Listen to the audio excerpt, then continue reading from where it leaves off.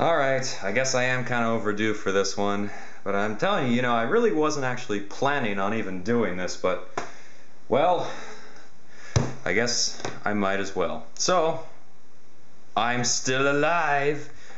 We're going to be doing that tutorial, I guess, for the two-bladed cheater thing, whatever, I don't know what it's called.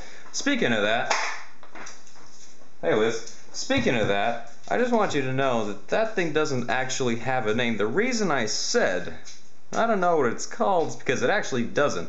It's something that I saw on True Swords or something like that. I'll put a picture of it if I can find it. And it's not a historical weapon. It is a fantasy weapon. Someone thought it up. It's not real. Yeah, just putting that out there. Now, you're gonna need basically all the old stuff you need, and let me just give you a disclaimer. I haven't made this thing since the one I made. I've only ever made one of these, and that's the one in the video, and I long since gave that away. So I'm gonna try to remember how to make this while you guys learn how to do it. Just bear with me. So, supplies, you'll need paper, you'll need two. You're gonna need a straight edge, pencils of some kind, a pen of whatever kind you need. You may also need glue. Let's see. If you don't have, okay, yeah, here we go. So a knife is always good. If you don't have a knife, you could use scissors. You could. Easier with a knife. One of these makes it way easier. But if you don't have, you can use this. Again, that's kind of something I want to get into. We'll be using origami paper for this. Whatever kind of color. You could do it red, you could do it blue. If you wanted it to be fancy, you could do it in pink with flowers. It's just what you want. And that's the thing I think I need to make clear. If you don't have any of these materials, you can substitute them for something else. Like if you don't have glue, you can use tape. It's better to use glue, but if you can't, you can use tape. If you don't have this particular glue, which is tacky glue, then you can use other glue. You could use contact cement like this, You could use Elmer's if you really want. You could use Gorilla Tape if you feel so inclined. But, just try things. If you don't have it, make it work for yourself. I mean, if you can even find this weird nutty glue, I suppose you could do that. Whatever you've got, you make it work with what you have. That's kind of the idea. If you don't have origami paper, don't sweat it. Use construction paper. You don't have construction paper, just get lined paper, whatever.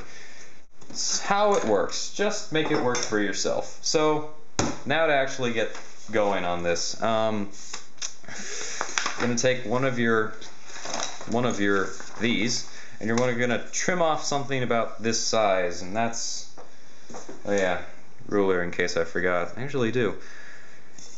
Again here, measurements don't really matter. This is like a little bit less than 2 inches, so you could cut off 2 inches. Doesn't have to be exact. You could just go like this. That looks like a good amount, and just whack it off. Just kind of line it up, try to make sure it's straight. If you have a cutting board, which I forgot to mention, get yourself a cutting board because you'll need it. Your tables will not appreciate you otherwise. Just just go, yeah, that looks good.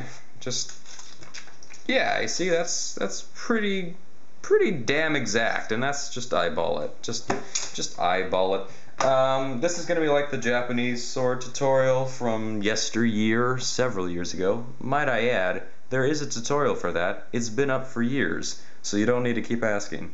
You want to do it the same way. So, in case you don't recall, which I barely do, I had it practice this morning. You take this, you fold it this way. Try to get your edges to marry up, just go like that. And then you open it again. And then you take one side, and you sorta almost go to the line. Let's just zoom in as slow as we can here. Let's do it this way so you can see it. You can see the crease? That's the crease right there where the color changes. You want to fold it almost to the crease. Not quite, but very close. and just go across like that, and do it again. There is no top or bottom at this phase. You will decide that later. Alright, so now we're here. And you can remember this is how you make a blade. This is the edge, this is the back, this is a single-edged weapon. So, now what do? You want this to be thinner. And here's another thing. This phase, you can make this weapon as thin or thick as you want. It does not have to necessarily be exactly how I do it. Get it to where you like. So we'll just do this so you can see. This is one side of it, and you can see the crease is right here. Fold this almost to the crease again, so that you're kind of making a step. That way it will work out for you when you're folding it, so that it'll really look like you've got an edge. Remember, this is paper. Edges may not really exist. Whatever the case. So you do that on both sides. You almost go to the center. Not quite.